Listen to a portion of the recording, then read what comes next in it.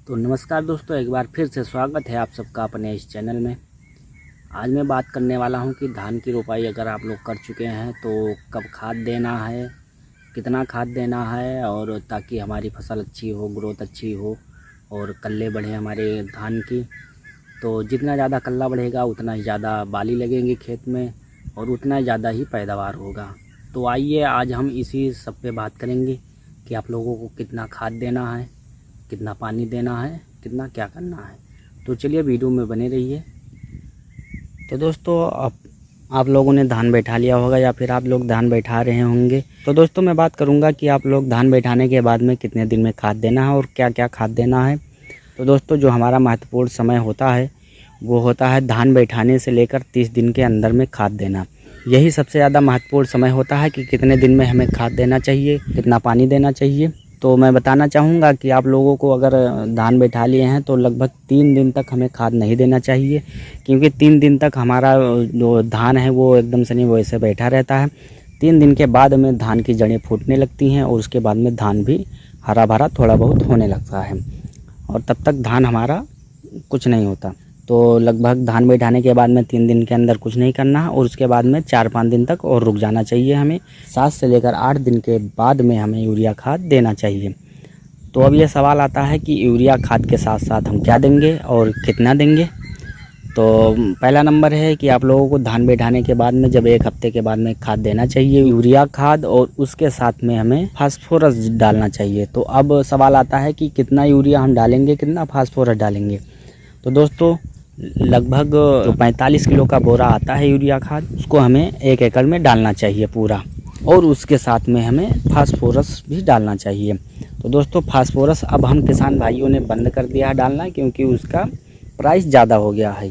तो प्राइस ज़्यादा होने के कारण हम लोगों ने फास्फोरस देना बंद कर दिया खेत में। और पहले देते थे, पहले सस्ता था तब हम फास्फोरस देते थे तो उसका रिज़ल्ट भी अच्छा आता है। अब क्या है कि थोड़ा बहुत ज़्यादा हमें मात्रा में खाद पानी देना पड़ता है, तब भी रिज़ल्ट उतना नहीं आ पाता। तो दोस्तों ये सब हो रहा फास्फोरस की कमी से। और फास्फोरस कितना डालना चाहिए, फास्फोरस लगभग 20 से 25 किलो प्रति एकड़ के हिसाब से डालना चाहिए। उसी यूरिया खाद में मिलाकर हमें डालना चाहिए। तो दोस्तों धान की फसल जो है वो नाइट्रोजन की मात्रा ज़्यादा मांगती है, तो इसीलिए हमें यूरिया खाद इसलिए डालना चाहिए क्योंकि यूरिया में नाइट्रोजन होता है। अब आगे बढ़ते हैं कि हमें पहला खाद तो हमने दे दिया फास्फोरस के साथ में, दूसरा खाद हमें कब देना चाहिए। तो दोस्तों जब पहला खाद हमें 8 से 10 दिन बाद दे देना चाहिए, फिर उसके बाद में हमें पानी लगा देना चाहिए। पानी की भी कमी हमें नहीं होने देना चाहिए खेत में, ताकि हमारी जो जितना हम खाद डालेंगे उतना हमारा खाद यूरिया फास्फोरस ये सब खेत में घुल जाए और बराबर पौधों की जड़ों तक पहुंच जाए। अगर हम पानी नहीं देंगे तो क्या होगा कि पूरा खाद खेत में नहीं गल के फैल पाएगा और कहीं कहीं पे भी रह जाएगा, तो उतना ज़्यादा फ़ायदा नहीं होगा। तो दोस्तों पानी भी हमें बहुत ही ज़्यादा देना चाहिए, क्योंकि इस टाइम जब धान हम बैठाते हैं तो कभी कभी बारिश होता है, कभी कभी वैसे ही सूखा पड़ा रहता है, यानी कि तपन ज़्यादा होती है। सुबह में भरते हैं, शाम को सूख जाता है धान, तो इसी वजह से हमें पानी और भी ज़्यादा देना चाहिए, क्योंकि पानी देने से हमारी धान की ग्रोथ 10-20% ज़्यादा हो जाती है। अगर हम पानी बराबर देते रहेंगे तो हमारा ग्रोथ 20 से 30% और बढ़ जाएगा। खाद भी देंगे तो उससे बहुत ही अच्छा रिजल्ट आएगा। खाद देंगे, पानी देंगे, तो पानी भी देना हमें बहुत ज़रूरी है। तो दोस्तों अब सवाल आता है कि हमें अब दूसरा खाद कब देना है और दूसरे खाद के साथ में क्या क्या देना है। तो दोस्तों दूसरा खाद हमें लगभग वही है कि 8 से 10 दिन के अंदर पहला खाद देना है, और दूसरा खाद लगभग वही यानी कि 18 से 20 दिन के अंदर फिर देना है। और दूसरे खाद के साथ में हमें क्या क्या डालना है, तो आइए जान लेते हैं। तो दोस्तों दूसरे खाद में हमें वही यूरिया खाद देना है 45 किलो प्रति एकड़ के हिसाब से, यानी 1 बोरा। और उसके साथ में हमें क्या मिक्स करके डालना चाहिए, उसके साथ में दोस्तों हमें अब धान के लिए अगर हमारा धान ग्रोथ ले लेगा तो फिर हमें ये ध्यान रखना है कि हमारे धान में कोई कीटनाशक वगैरह ये सब ना आने पाएँ। तो दोस्तों दूसरे खाद में हमें कीटनाशक दवा और 45 किलो प्रति एकड़ के हिसाब से यूरिया खाद देना है। आप लोग मार्केट में कोई भी कीटनाशक दवा ले सकते हैं। कीटनाशक दवा हम डाल देंगे तो पत्तियां हमारी हरी भरी रहेंगी, यानी कि शुरू से जब हमारा धान तैयार होगा तब तो हमारे धान में कोई कीटनाशक नहीं रहेगा। बाद में लगता है तो बाद में फिर हम जब कीटनाशक डाल देंगे ताकि हमारी पत्तियां हरी भरी हो जाएंगी। और भी अगर कीटनाशक कोई कीट वगैरह लग रहे हैं, फंगस लग रहा है, तो वो रोकथाम ले और हमारा ग्रोथ अच्छा चलता ही चला जाए, ग्रोथ में कोई कमी ना आए।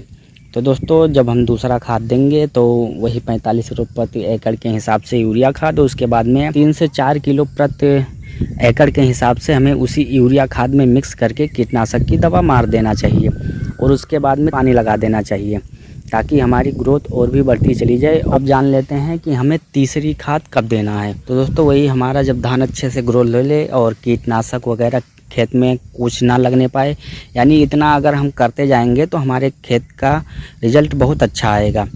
और हमारे खेत में फंगस कीटनाशक अगर जो मैंने बताया ये आप करते जाएंगे तो हमारे खेत का रिज़ल्ट अच्छा आएगा, कीटनाशक वगैरह नहीं लगने पाएगा। तो हमें फिर देना पड़ेगा तीसरा खाद।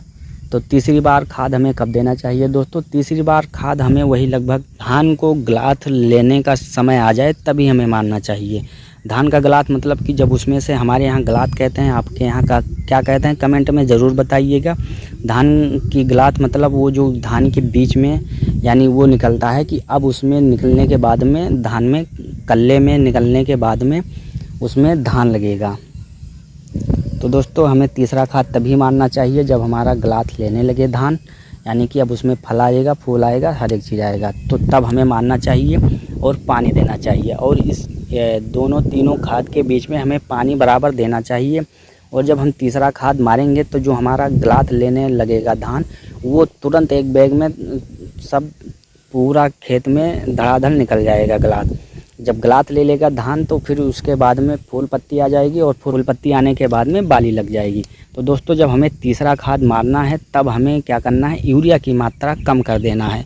जैसे हमें 45 किलो प्रति एकड़ के हिसाब से पहले और दूसरी खाद में दिया था, और फिर तीसरी बार में हमें 45 से उसे कम करके 30 और 35 के प्रति एकड़ के हिसाब से हमें देना चाहिए यूरिया, ताकि हमारा धान और ज़्यादा लंबाई ना हो। धान की जब लंबाई ज़्यादा हो जाएगी तो जब हमारा फूल पत्ती बाली लगेगी तो धान हमारा गिर सकता है। तो दोस्तों हमें ये बात ध्यान रखना है कि जब लास्ट में हमें खाद देना है तो 30 से 35 किलो प्रति बीघा के एकड़ के हिसाब से देना चाहिए ताकि हमारा धान गिरने ना पाए। और उसके साथ 20 से 25 किलो प्रति एकड़ के हिसाब से हमें डीएपी भी डाल देना चाहिए ताकि हमारे धान को बाली लगे और बाली में दाना मोटा हो जाए। तो दोस्तों आज हमने बात किया कि धान की ग्रोथ कैसे करेंगे, बाली कैसे लगेगा, पानी कब देंगे, खाद कब देंगे, पहला खाद कब देंगे, दूसरा खाद कब देंगे और तीसरा खाद कब देंगे और कौन कौन सा खाद देंगे। तो आप लोगों को अगर वीडियो अच्छा लगा हो तो आप लोग लाइक करिएगा, कमेंट करिएगा। अगर आप लोगों को कुछ डाउट है वीडियो में, कोई कुछ पूछना है तो आप लोग कमेंट करिए, मैं ज़रूर बताऊँगा। तो चलिए मिलते हैं फिर किसी अगले वीडियो में, तब तक के लिए बाय।